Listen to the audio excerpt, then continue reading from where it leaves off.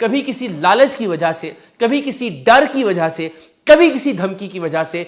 سچ کو نہیں چھپایا۔ ایام عزا امام عالی مقام سے منسوب یہ دن ہمیں اسی بات کا درس دیتے ہیں کہ ہم اپنے حق پر، اپنے سچ پر کھڑے ہو جائیں، چاہے ہمیں اپنی جان سے جانا پڑے۔ اور ایک سید ہونے کے ناطے میری رگوں میں بھی خون حسین دوڑ رہا ہے۔ طارق بشیر چیمہ اب آپ کو قبر تک پہنچائے گا۔ طارق بشیر چیمہ تو قبر کی دیواروں تک پیچھا نہیں چھوڑتا۔ تو اس طرح سے قبر قبر قبر بہت سارے ٹویٹ۔ پہلی کال 31 سیکنڈ کی کال تھی جس میں دھمکیاں دی گئیں، پھر 10:07 پر ایک کال موصول ہوئی جو کہ 45 سیکنڈ کی کال تھی۔ آپ کے نزدیک اگر یہ خبر جھوٹی ہے، ہمت کیجئے، آئیے کسی بھی پلیٹ فارم پر بتائیے کہ اقرار الحسن نے جھوٹ بولا ہے۔ بسم اللہ الرحمن الرحیم، السلام علیکم۔ آپ سب یہ بات جانتے ہیں کہ گزشتہ 10 برس کے دوران پروگرام سرعام کرتے ہوئے ہم پر متعدد مرتبہ حملے ہوئے، کئی بار ہمیں جان سے مار دینے کی دھمکی دی گئی، آن کیمرہ بھی آف کیمرہ بھی، ہمیں ہر طرح کا لالچ بھی دیا گیا،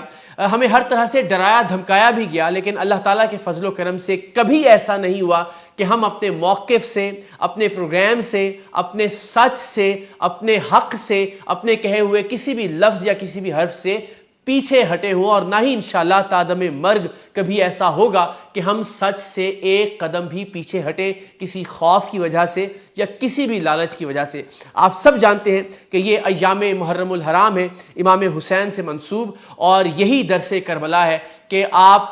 سچ پر اور حق پر ڈٹ جائیں، چاہے آپ کو اپنے خانوادے کو ہی قتل کروانا پڑے، چاہے آپ کو خود اپنا گلا کٹوانا پڑے، لیکن سچ اور حق کا علم ہمیشہ سر بلند رکھنا ہوتا ہے۔ اور اسی درس کو، اسی سبق کو لے کر ہم اپنی زندگی کو آگے بڑھا رہے ہیں۔ یہ اللہ تعالیٰ کی ذات بھی جانتی ہے اور پاکستان کے عوام بھی اس بات کے گواہ ہیں کہ ہم نے کبھی کسی خوف کی وجہ سے، کبھی کسی لالچ کی وجہ سے، کبھی کسی ڈر کی وجہ سے، کبھی کسی دھمکی کی وجہ سے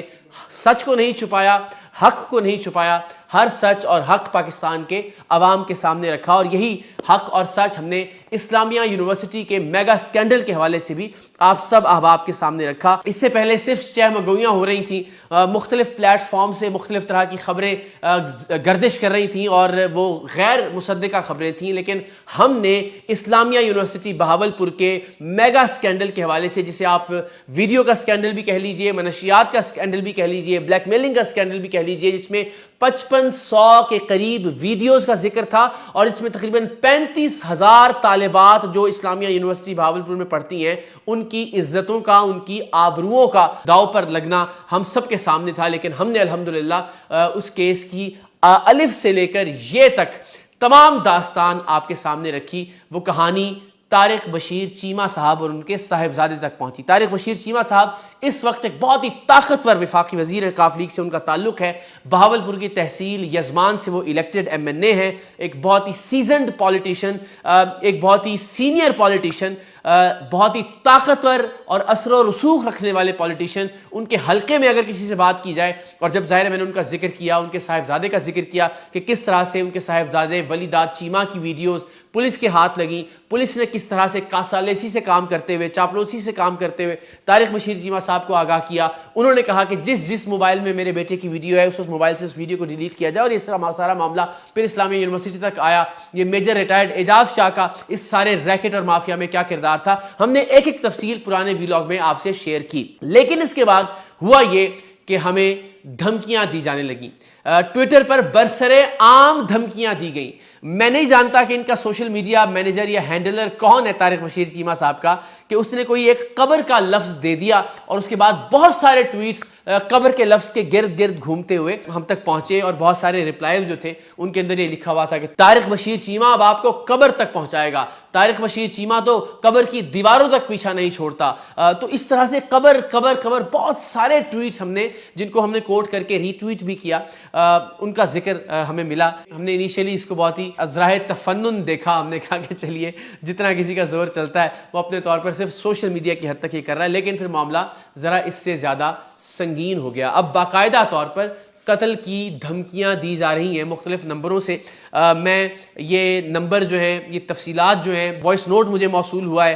وہ اداروں کو بھی ہینڈ اوور کر رہا ہوں جو متعلقہ ادارے ہیں، تاکہ بات ریکارڈ پر رہے۔ اگین کوئی خوف نہیں ہے الحمدللہ اللہ تعالیٰ کی مہربانی سے، اور آپ سب کی دعاؤں کے صدقے کوئی ڈر نہیں ہے، نہ ہی اپنے کسی موقف سے، اپنے کسی لفظ سے، اپنی کسی سچائی سے، اپنی کسی خبر سے ہم پیچھے ہٹ رہے ہیں۔ ہم اپنے پرانے ویلاگ میں کہی ہوئی ایک ایک بات پر قائم ہیں کہ اسلامیہ یونیورسٹی کا سکینڈل کس طرح سے سامنے آیا، کس طرح سے منظر عام پر آیا، کس طرح سے اس سکینڈل میں بھی اس یونیورسٹی کی 35,000 بچیوں کی عزتوں کو تصور نہیں کیا گیا، ان کی عزتیں بچانے کی کوشش نہیں کی گئی، ایک طاقتور وزیر کے بیٹے کو بچانے کی کوشش کی گئی، اور اس سلسلے میں کچھ عزتیں محفوظ ہو گئی، ورنہ اس ملک میں ایک عام طالبہ کی عزت یا عفت اس کی کسی کو پرواہ نہیں ہے۔ ہاں، ایک وزیر کے بیٹے کی عزت بہت بڑی عزت ہے، اس عزت کو محفوظ رکھنے کے لیے اس کارروائی کا آغاز ہوا جس نے ایک سکینڈل کی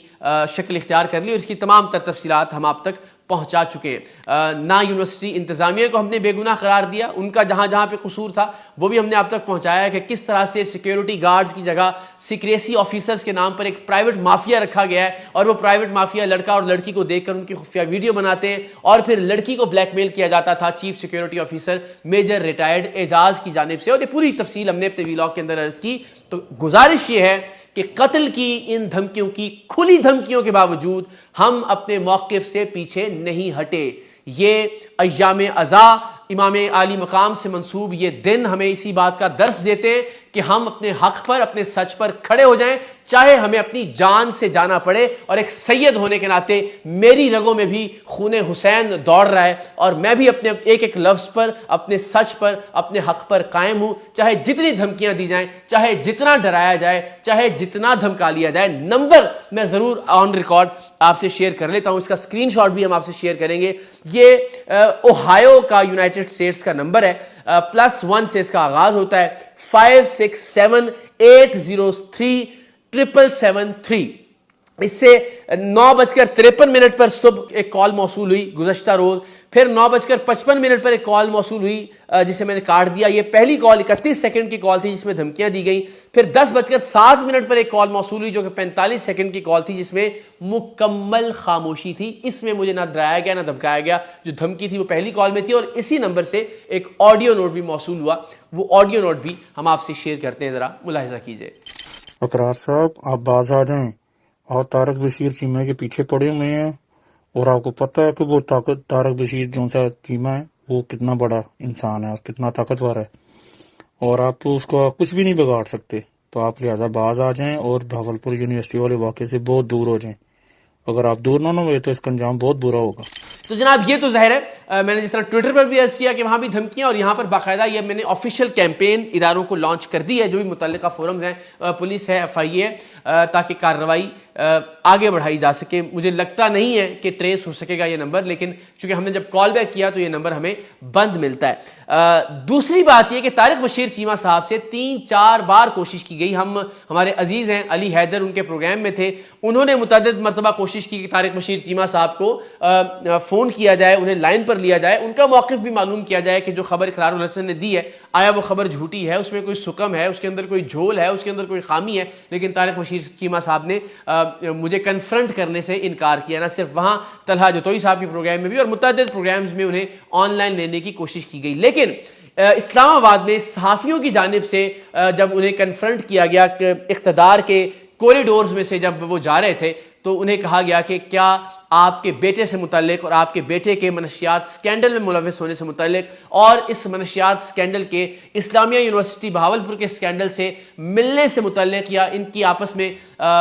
کسی تعلق سے متعلق جو خبریں ہیں یہ خبریں درست ہیں یا نہیں؟ تو طارق بشیر چیمہ صاحب کے اندر کی جو فرعونیت ہے، ان کے اندر کی جو رونت ہے وہ کھل کر سامنے آئی، اور انہوں نے ایک طرح سے جھٹکتے ہوئے موبائل وہ آگے گزر گئے۔ ذرا یہ سوال ہمارے صحافی بھائی کا ملاحظہ کیجئے۔ آپ کے بیٹے کا تعلق جو ہے وہ بہاولپور سکینڈل سے جوڑا جاتا ہے، اس پہ آپ کیا کہتے ہیں؟ بڑا مؤدبانہ سا سوال تھا۔